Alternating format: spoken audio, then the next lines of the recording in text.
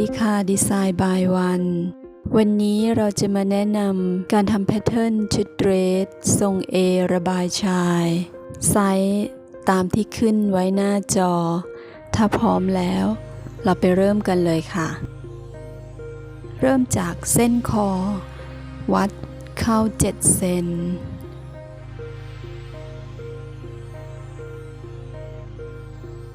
7 เซน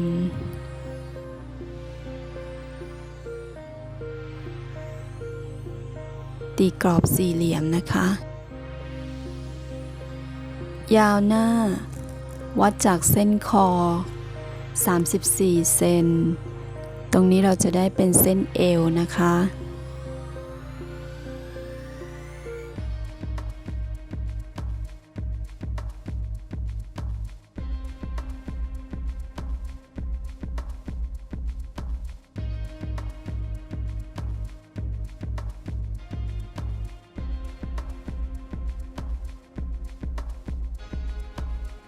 เส้นสะโพกบนวัดเข้า10 เซน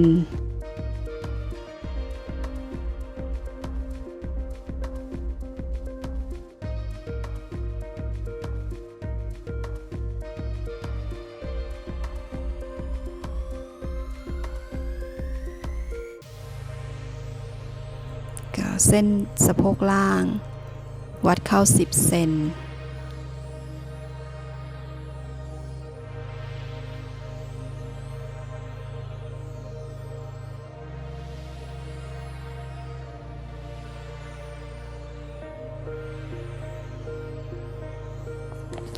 จากเส้นคอถึงเส้นเอวเราจะแบ่งครึ่ง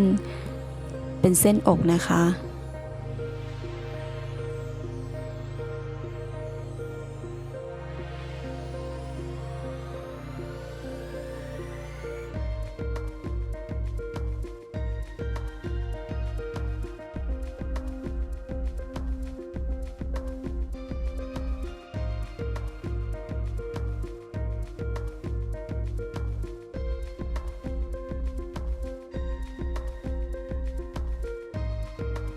แบ่งครึ่งเป็นเส้นบ่า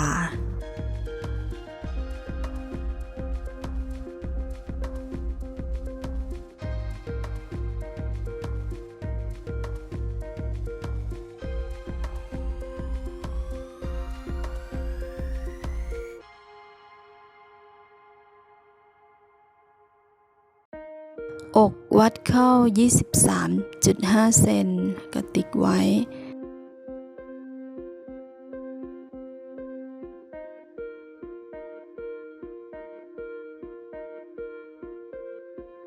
สะโพก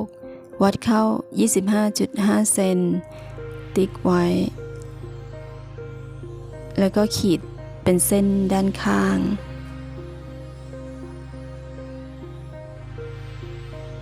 อกห่างจากริมกระดาษวัดเข้า9 เซน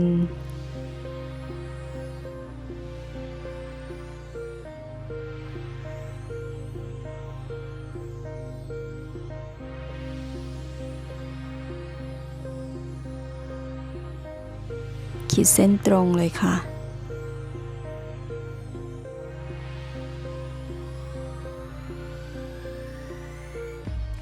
อกสูง20 เซน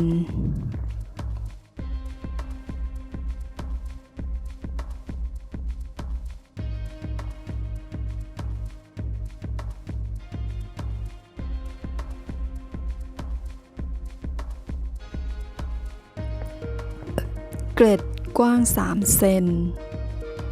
จากนั้นตีเส้นเกรด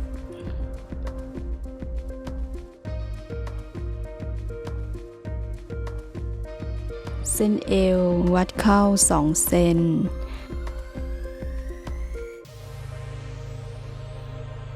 วาดโค้งเอวแล้วก็โค้งสะโพก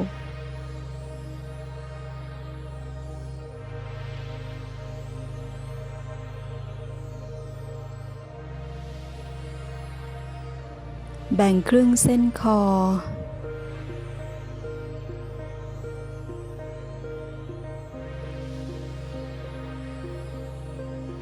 เส้นไหล่จากริมกระดาษเราจะวัดเข้าไป18 เซนนะคะ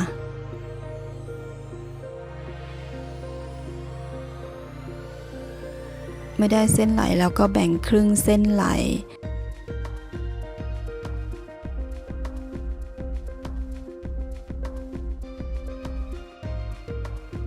แล้วก็ขีดตรงไปที่จุดอกเกล็ดไหล่กว้าง 4.2 เซนนะคะ เราจะได้โครงเสื้อชิ้นหน้าแบบนี้นะคะ ต่อไปเราไปดูวิธีทำชิ้นหลังกันนะคะ เริ่มจากริมกระดาษวัดเข้า 2 เซนจะเป็นคอสูงคอหลังกว้าง 7 เซน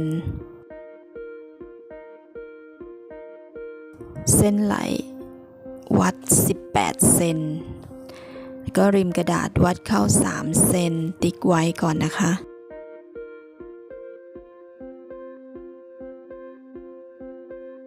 วัดอกเข้า 21.5 เซนติ๊กไว้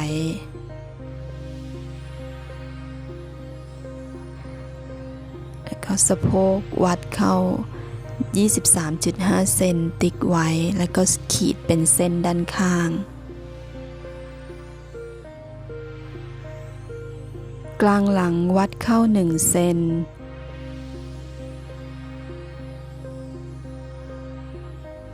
ขีดตรงถึงเส้นคอและขีดถึงเส้นสะโพก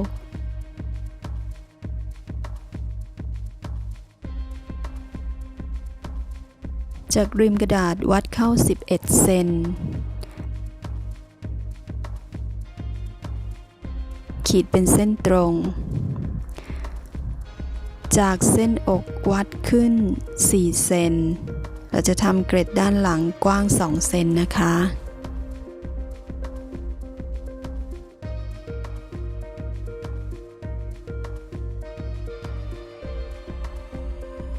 ด้านข้างเส้นเอววัดเข้า 2 เซนแล้วก็วาดโค้งที่เส้นเอว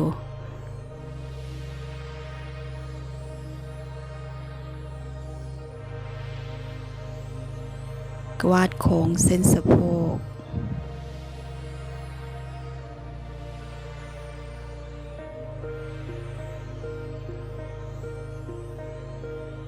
บ่าหลังกว้าง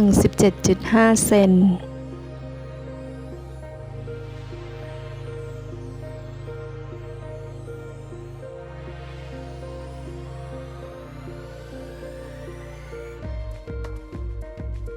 เราจะได้โครงเสื้อชิ้นหลังแบบนี้นะคะ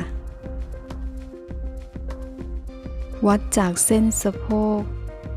ขีดตรงสุดกระดาษต่อจากเส้นสะโพกเราจะวัดความยาวลงมา 34 เซน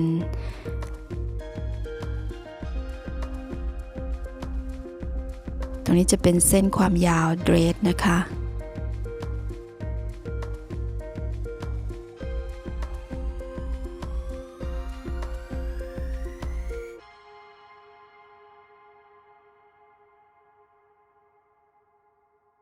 ต่อจากเส้นสะโพกเราจะวัดความยาวลงมา 34 เซน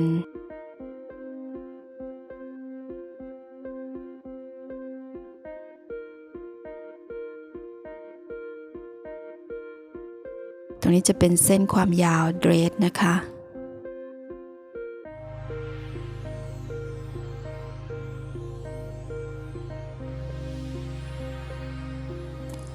ชิ้นหลังชายกระโปรงตีบาน 3 เซนขีดเส้นตรง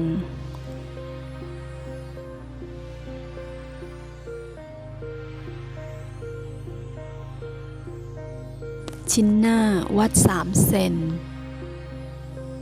ตีบานถึงชายกระโปรง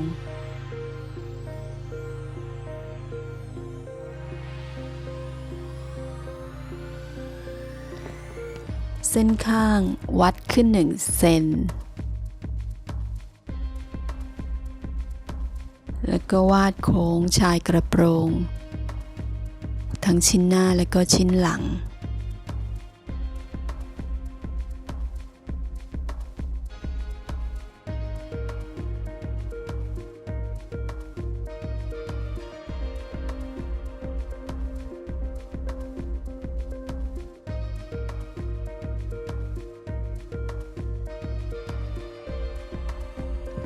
เกล็ดไหล่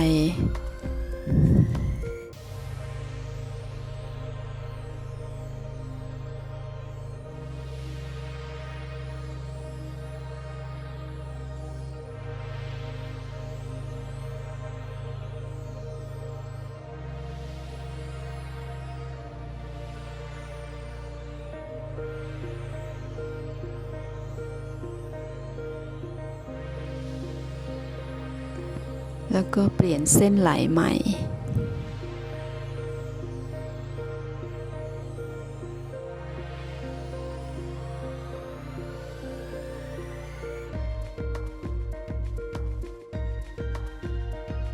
บานหน้าริมกระดาษวัดเข้า 16.5 เซนเสร็จแล้ววาดโค้งวงแขนด้านหน้า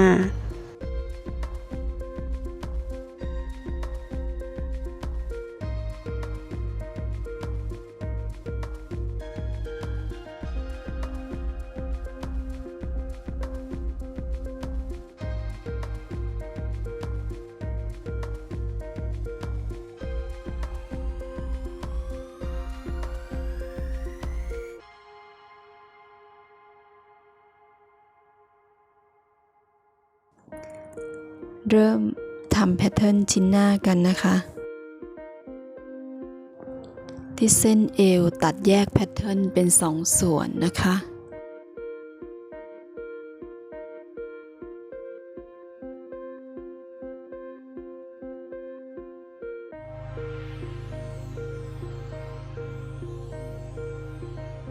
เกล็ดคอ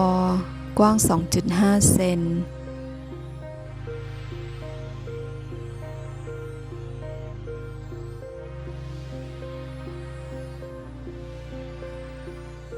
ปิดเกล็ดคอ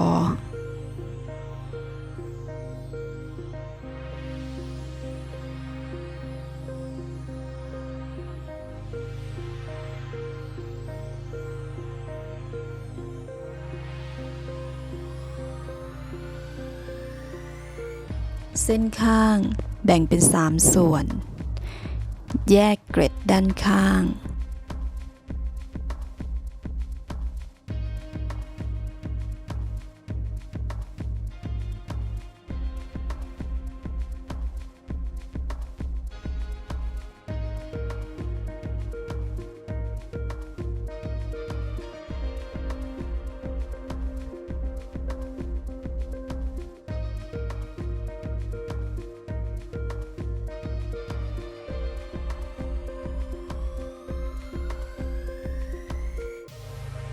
จากจุดอกวัดเข้า2 เซนขีดเส้นเกล็ดใหม่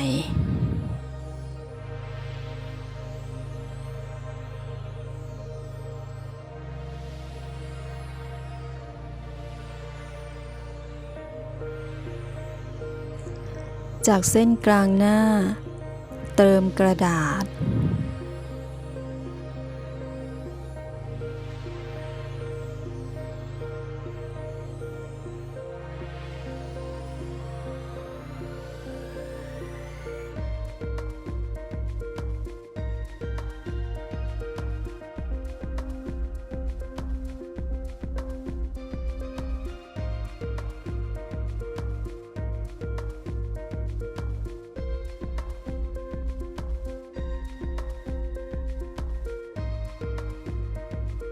คอกว้าง3 เซน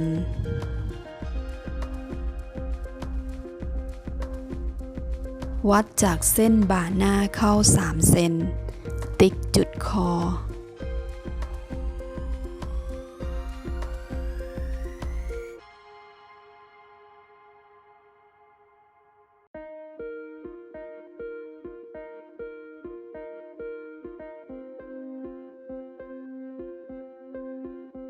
เส้นกลางหน้าวัดเผื่อเกย9 เซน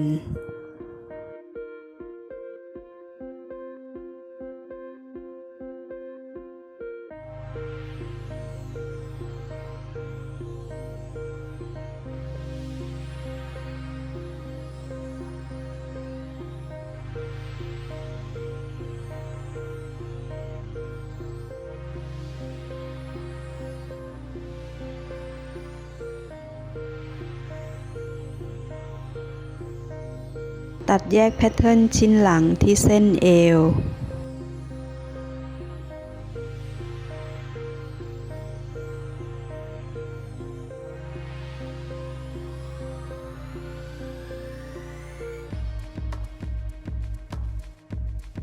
วางแพทเทิร์นไหล่หน้าหลังชนกัน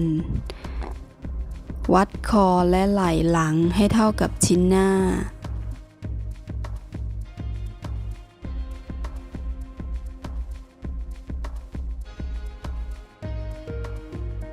เส้นคอหลังวัดเข้า2 เซน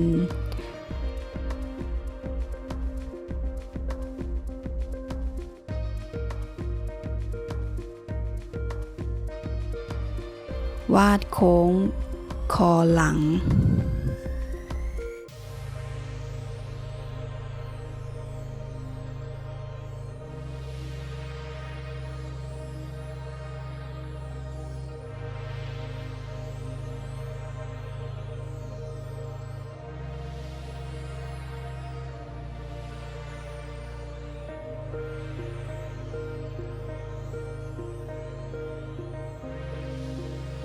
ชายกระโปรงวัดเข้า8 เซน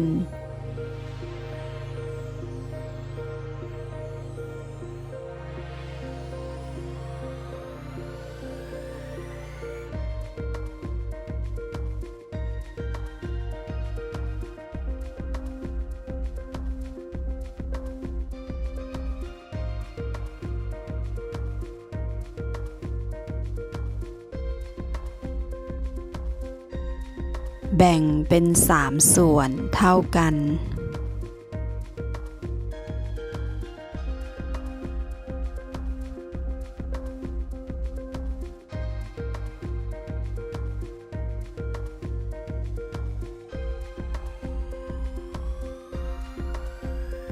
ตัดแยกแพทเทิร์นส่วนนี้ออกมา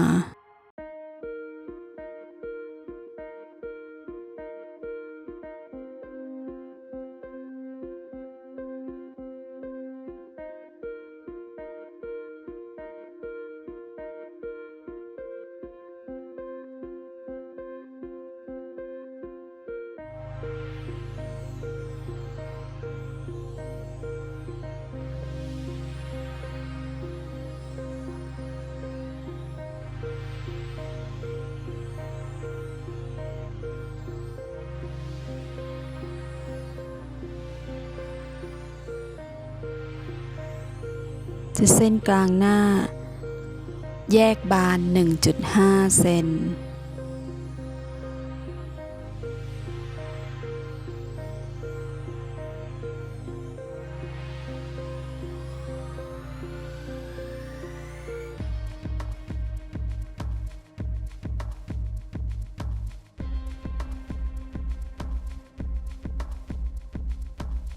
เส้นที่2แยกบาน 3 เซน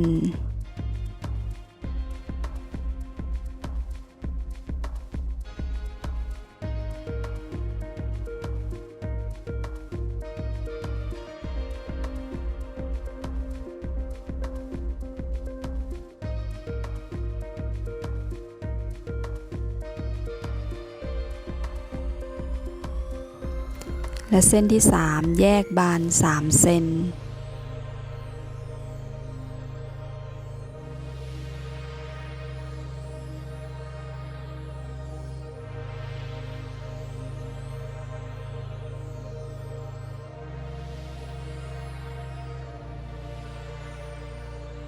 ส่วนเส้นด้านข้างแยกบาน 1.5 เซน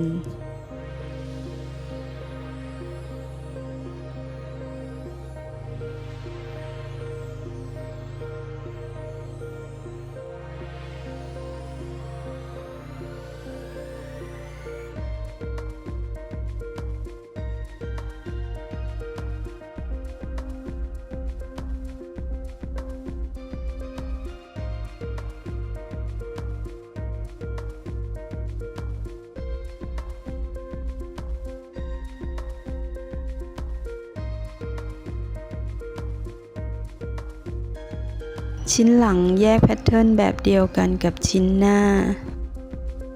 เราจะได้แพทเทิร์นชายกระโปรงแยกบานแบบนี้ค่ะ แขนเสื้อจะเป็นแบบแขนสั้นแยกย้วยจะมีวิธีทำแขนลงในช่องแล้วกลับไปดูเพิ่มเติมได้นะคะเสร็จแล้วค่ะแพทเทิร์นชุดเดรสป้ายหน้าทรง A ระบายชายขอบคุณที่ติดตามและอย่าพลาดชมคลิปต่อๆไปของเรานะคะ